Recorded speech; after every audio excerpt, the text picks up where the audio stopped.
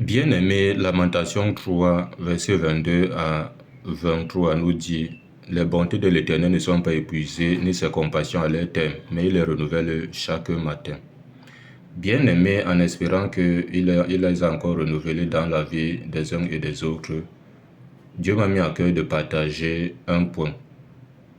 Bien-aimé, dans nos milieux dits chrétiens, du moins là où la vérité n'y est pas, on encourage les adeptes de ces milieux à se séparer de leur famille, de leurs proches, de leurs connaissances et de toute personne qui n'est pas dans leur milieu ou qui ne fait pas partie de leur milieu.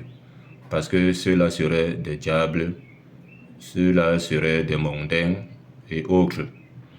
Bon, ici, à la lumière de la parole de Dieu, est-ce que ça devait se faire? On sait que Jésus lui-même est venu non pour perdre les âmes des hommes, mais pour les sauver. Et nous-mêmes aussi, nous sommes là pour veiller à ce que nul ne se prive de la grâce de Dieu. Donc, nul ne doit se priver du salut de Dieu. Mais curieusement, aujourd'hui, on encourage plutôt les gens à fuir les autres. Bon, si tu dis donc que tu es un enfant de Dieu, tu es un chrétien, au lieu d'aller vers les gens pour les gagner dans le Seigneur, toi tu les fuis. Comment est-ce qu'ils vont croire à l'évangile? Donc comprendre qu'on est en train de t'égarer avec ce genre d'enseignement qui ne vient pas de Dieu. On va toucher de fond en comble la parole de Dieu pour que nous comprenions si réellement ce qui est enseigné là-dehors à propos est vrai ou faux. Ok, on va prendre rapidement. Écoutons ce que 1 Corinthiens 5 nous dit ici. 1 Corinthiens chapitre 5, à partir du verset 9 jusqu'au verset 11.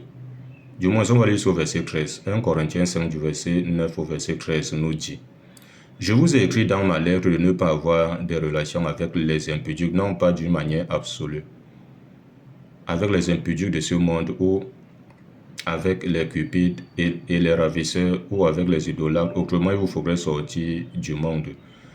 Paul dit ici là que je ne vous écris pas de ne pas avoir de relations.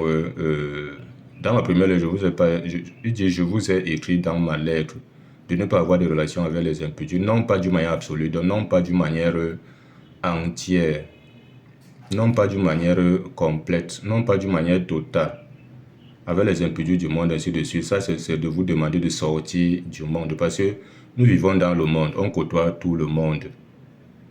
Tu ne vas pas dire que parce que l'autre n'est pas un enfant de Dieu, tu n'auras pas de relation avec lui. Non, même dans ton lieu de service, il y a des gens qui ne servent pas Dieu, qui ne sont pas dans la vérité. Ils sont dans d'autres obédiences religieuses. Tu vas leur faire comment? Tu vas leur fuir? Non. Il dit au verset 11, il dit: Maintenant, ce que je vous ai écrit, c'est de ne pas avoir de relation avec quelqu'un qui, se nommant frère, il y a une précision là-bas. Quelqu'un qui se nomme frère et qui se comporte comme un mondain, comme un païen. Ça veut dire que quoi? Il est impudique, il est cupide, il est idolâtre, il est outrageux, il est ivrogne, il est ravisseur, ainsi de suite. Il dit ne même pas manger avec un tel homme, parce que lui, il est censé se comporter bien.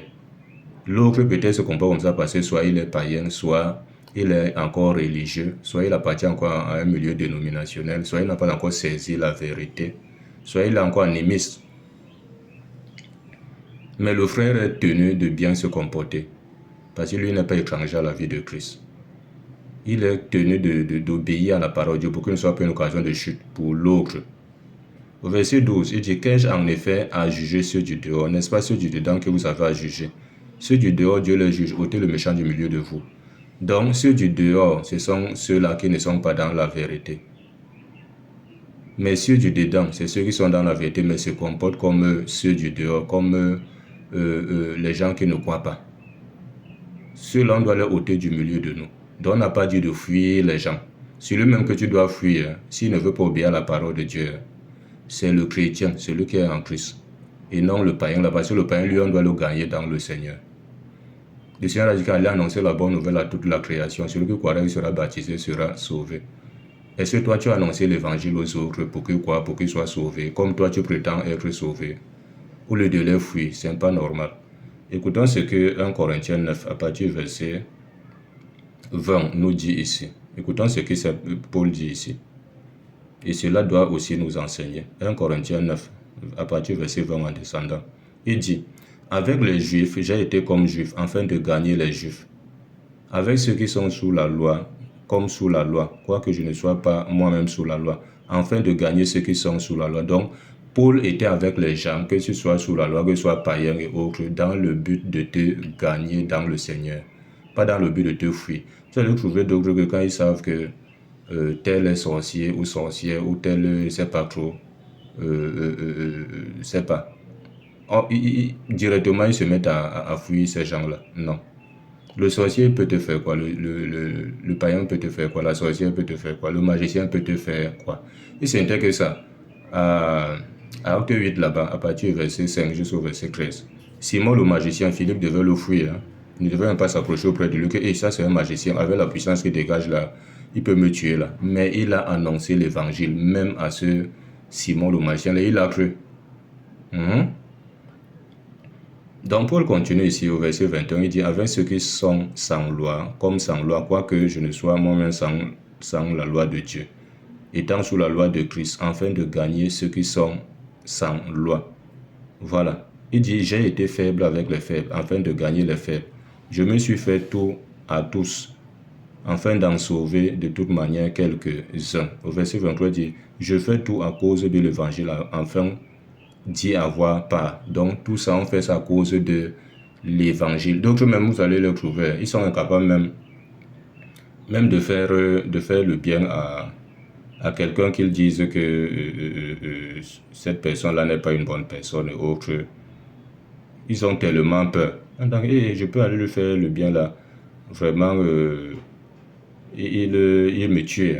Hein. Il prend mon bien là pour aller faire les incantations, je meurs. Voilà les enfants de Dieu, ils ont peur. De quoi avez-vous peur, gens de peu de foi? Or, 1 Pierre 3, verset 13 dit ici là que, et si vous êtes, qui vous maltraitera si vous êtes zélé pour le bien? Qui va te maltraiter? Si c'est le bien que tu es en train d'aller faire à une maman ou à un proche ou je ne sais pas trop, quand tu as dit que celui-là est dans une loge ou sorcier ou sorcière et autres, ou marabout, et que tu pars lui annoncer l'évangile, il va te faire quoi? Ce n'est pas le bien que tu es en train de lui faire là pour le salut de son âme. Ça, c'est quelle façon ça d'avoir peur comme ça? Ce n'est pas normal. Donc, comprenez qu'on ne fuit pas les gens. On ne fuit pas les gens. Surtout ceux qui ne sont pas en Christ. C'est ceux-là qui sont en Christ on doit fuir. Si ils disent qu'ils sont en Christ, mais n'obéissent pas à la parole de Dieu, vivent comme des mondains, comme des païens. Sont des chrétiens charnels. Mais les autres, on ne doit pas les fuir, on doit aller vers eux pour les gagner dans le Seigneur. Voilà, donc c'est un peu ça qu'il fallait que nous partageons. Demeurer davantage bénis au nom de Jésus-Christ. Amen.